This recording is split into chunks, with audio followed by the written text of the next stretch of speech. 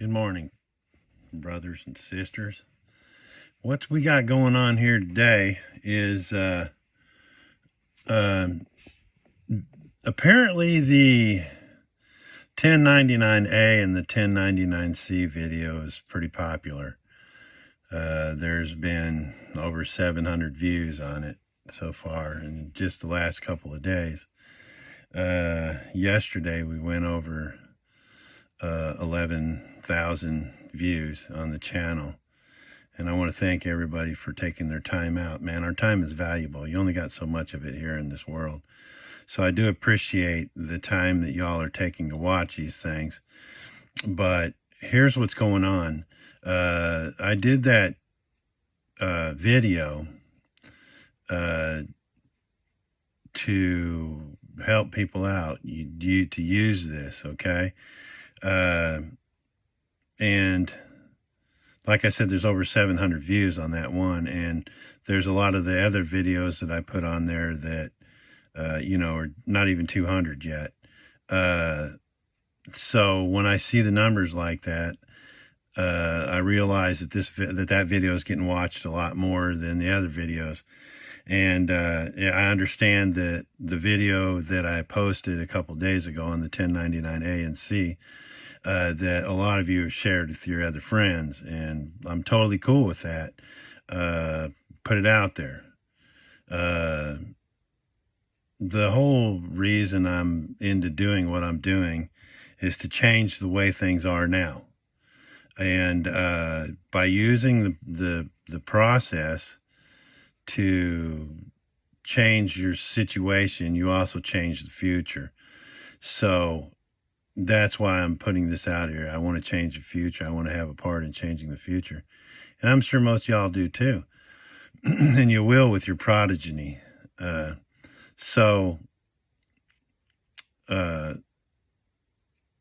I want to do now is I want to talk about the 1099A, because here's the thing. A lot of you that watch the 1099A, 1099C have hit me with a lot of questions, and a lot of the same questions. And I'm suggesting that you go back and watch the videos that you haven't watched. It may be time consuming, yeah. But most all of them videos have a little piece of something or another in there that you can compile into a notebook of information, so to speak, to use this. Like, for instance, I was talking about when I was talking about the 1099 A, a couple of the questions that I got from people that have actually been doing this, and they're not having any success with the 1099A. And the reason that they're not doing it is having success with it is because they're not filling them out proper. And that's why they're not working. These folks that I've talked to have been doing this for quite some time. And and what I'm saying is, if you go back and you look at these other videos, you're going to glean stuff from them that when you get around to watching the 1099A, you're going to go, oh yeah, okay, I understand. I see what he's talking about. When you fill out the 1099A, okay, you'll notice that who the lender is. It's the United States Treasury. And who the borrower is. Okay? Like I said in the last video, these are checks. But really how you're going to use it is like a third-party check. Okay? That may clarify some of the questions that y'all have. The reason that they're not working for you if you've tried them is because you're putting the person up there in the top as the lender, like, say, the dealership. And then you're putting yourself as the borrower. That's not how it works. What the dealership's going to do is they're going to take this, they're going to file it with their 1040, right, V, and then what's going to happen is they're going to be the third party in the check. Because they filed the 1040, the return's going to come back to them. And because you signed the back of the check, the Treasury's going to know that when they file. Okay? So that's where a lot of y'all, I guess, are probably having the issue at. It's the Treasury. Why? Why is it the Treasury? Because the Treasury is the grantor of the Social Security Cesta K Trust. They're holding the trust for the Social Security Administration. The Social Security Administration is the administrator of the trust, and the United States Treasury is the bank of the trust. Okay, that's where your money goes.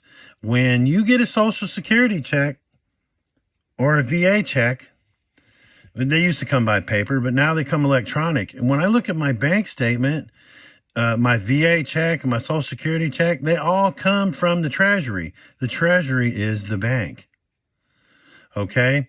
So the Treasury is the lender. Why? Because they are the trustee. This is why you need to go back and look at some stuff. And in a trust action, okay, the trustees are the ones that hold the beneficial title. They hold the property. They hold the property in trust for the beneficiary.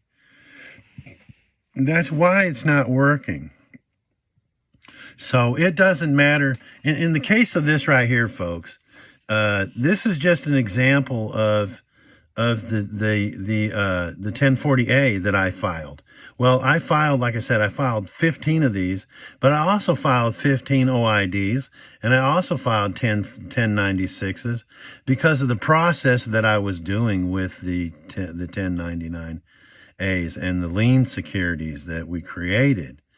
That's why that's why it says lien security so these are going to be a little different than yours. Okay. Now see, here's the thing. Like I've said, you're the beneficiary of the trust. You go to the dealership or the bank, the mortgage company, whatever, the furniture store. You want to buy furniture over $600. You go to the furniture store. Well, they can take this. Okay. Here's where this works. People have asked about secured party. How ought to become a secured party creditor? Well, you are a secured party to your Social Security Cesta K Trust, but to become a secured party creditor, you have to know what's in the trust, and you are. If you think about it, the money you put in every year, they tell you how much you put in. So you are a secured party creditor, but only for the amount that you know is in there. If I filed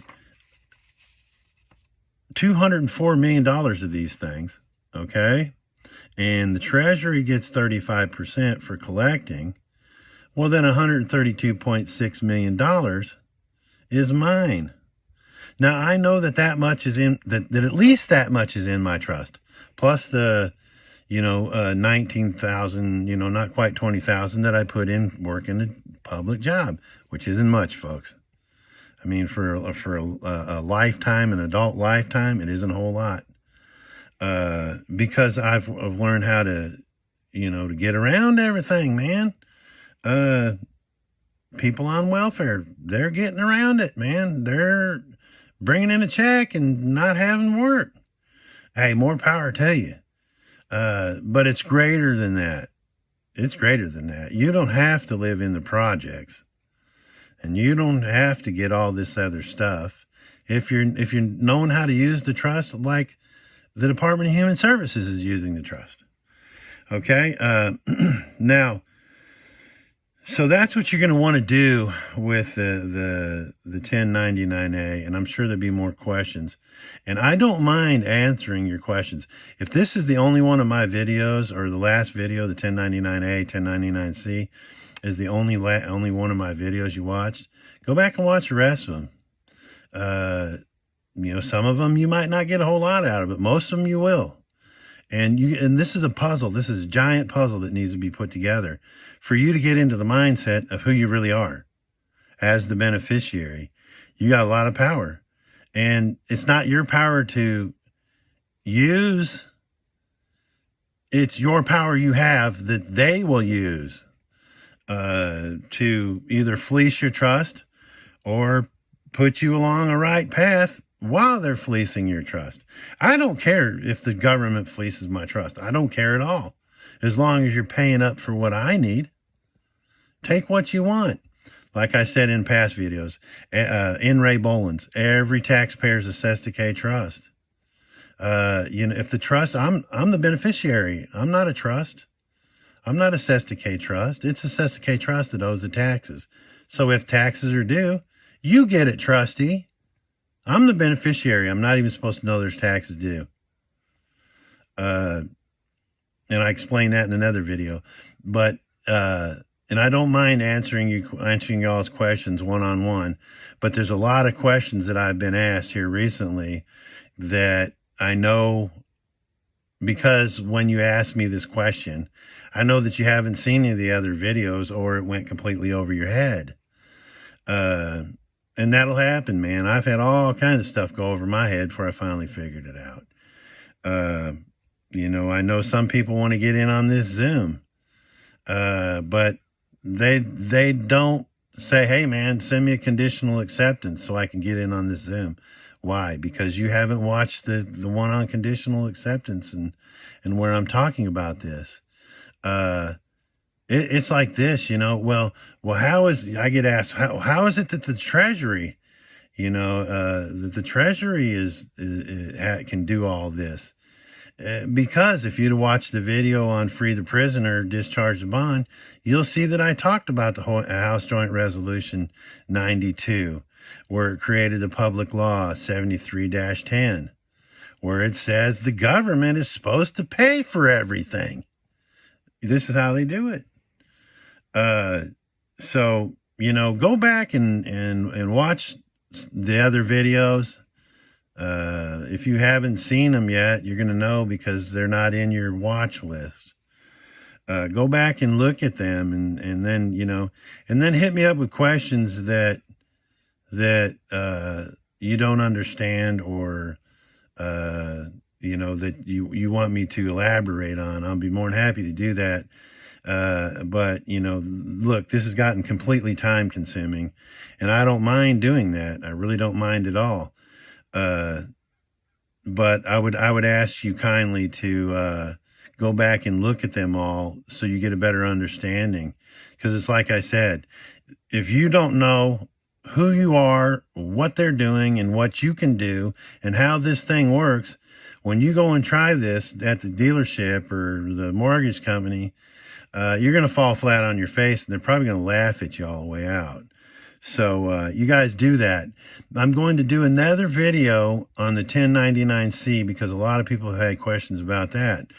Many of y'all have debt. Many of y'all have debt. And you want to get rid of it. The 1099-C will do that. But I've been asked questions, well, how do you file that? You don't. You don't. It's the trustees that have to file that. It's the trustees that are going to file the 1099-A.